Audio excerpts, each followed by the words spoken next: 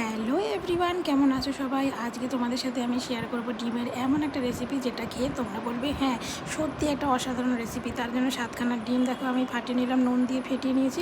তারপরে সেদ্ধ করা আলু নিয়েছি আমি 4খানা বড় সাইজের, সেগুলোকে ম্যাশ করে নিয়েছি, কিন্তু একটু দানা দানা রেখেছি, একদমই মিহি করে নেয়নি। তার মধ্যে আমি দিয়ে দিয়েছি পেঁয়াজ, রসুন, আদা, কাঁচা লঙ্কা বাটা, আর হচ্ছে নুন, হলুদ, লঙ্কার গুঁড়ো, শুকনো লঙ্কার গুঁড়ো, আর একটা স্পেশাল মশলা দিয়ে এরকম দেখো ভেজে নিলাম, বড়া করে ভেজে নিয়েছি।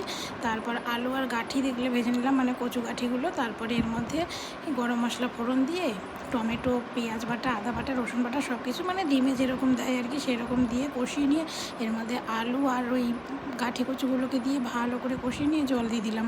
এবারে ফুটে ওঠার পরে এর মধ্যে কিন্তু আমি সেই বড়াগুলোকে দিয়ে দেবো একে একে। ব্যাস, তারপরে ফুটিয়ে নিয়ে মাখা মাখা মতন তৈরি করে নিলেই হয়ে গেল একটা দুর্দান্ত স্বাদের রেসিপি। ভালো লাগলে আমার চ্যানেলটা সাবস্ক্রাইব করে দিও, শেয়ার করো, লাইক করে দিও। টাটা।